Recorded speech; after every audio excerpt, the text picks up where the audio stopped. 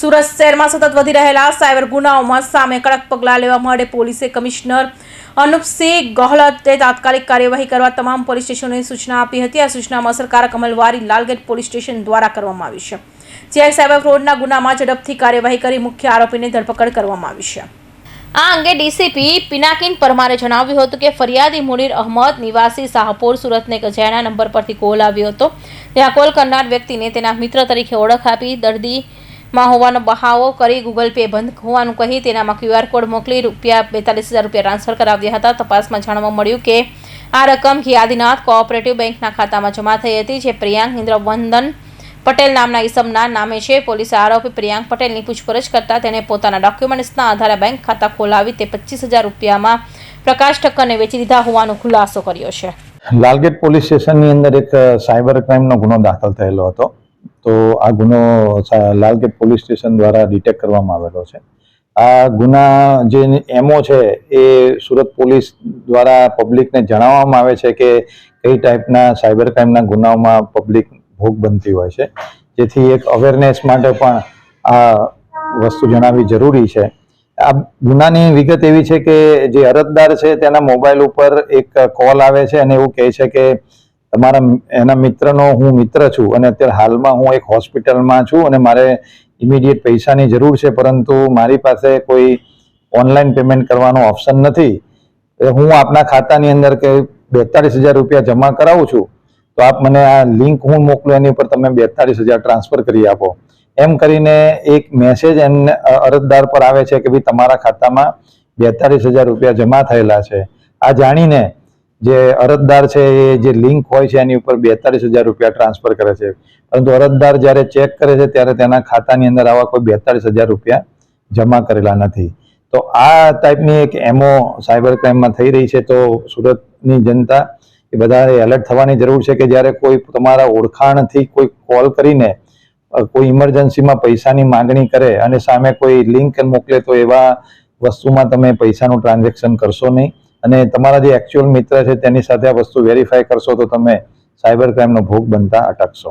હવે આ જે વ્યક્તિએ ₹42,000 ટ્રાન્સફર કર્યા એની લાલગેટ પોલીસ દ્વારા તપાસ કરતા જે એકાઉન્ટ હતું તે તેલંગાણાનો એક્સિસ બેંકનું એકાઉન્ટ હતું, અને એની જે ટ્રાન્ઝેક્શનની વિગત પોલીસે મેળવી તો ધ્યાનમાં આવેલું હતું કે સુરતની જ એક આદિનાથ બેંક છે એની અંદર એ 42,000 એક્સિસ બેંક તેલંગાણાથી અહીંયા એકાઉન્ટમાં ટ્રાન્સફર થયેલા હતા।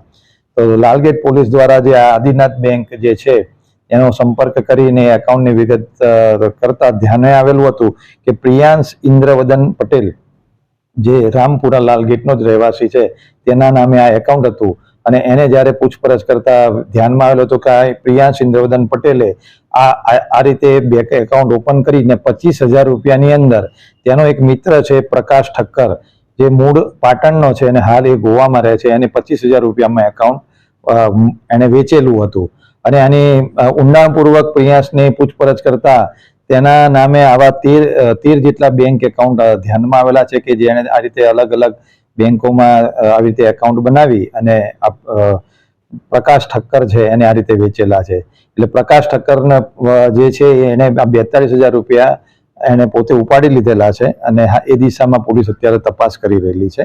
આ જે એકાઉન્ટ આદિનાથ બેંકનું છે એની ડિટેલ્સ જોતા એ હમણાં 45 દિવસ પહેલા જે ઓપન થયેલું છે, પરંતુ આ 45 દિવસની અંદર અત્યાર સુધી કુલ 116 ટ્રાન્ઝેક્શન્સ થયેલા છે, અને કુલ ₹2,75,00,000 એની અંદર ટ્રાન્ઝેક્શન થઈને એની અંદરથી ઉપાડવામાં આવેલા છે। એનો મતલબ એવો છે કે આ એકાઉન્ટનો ઉપયોગ સાયબર ક્રાઇમ કે બીજા કોઈ ગુનાહિત કૃત્ય માટે વપરાયેલું છે, અને તેનો ઓપરેટ એ પ્રકાશ ઠક્કર કરે છે, અને એ એકાઉન્ટ બનાવીને આપનાર પ્રિયાંશ ઇન્દ્રવદન પટેલ છે।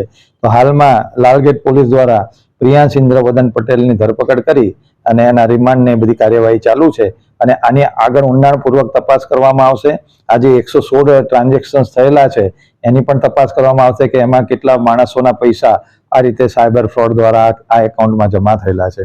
આ પ્રિયાંશના ઘરે તપાસ કરતા તેની પાસેથી બીજી 3 પાસબુક, એક ચેકબુક, એક ક્રેડિટ કાર્ડ એ પણ અમને ધ્યાનમાં આવ્યું છે। તો આ જે પ્રિયાંશ છે આવા કેટલા લોકોને આવા બેંકના એકાઉન્ટ ઓપન કરીને એને આપેલા છે એ દિશામાં પણ પોલીસ ઊંડાણપૂર્વક તપાસ કરી રહી છે।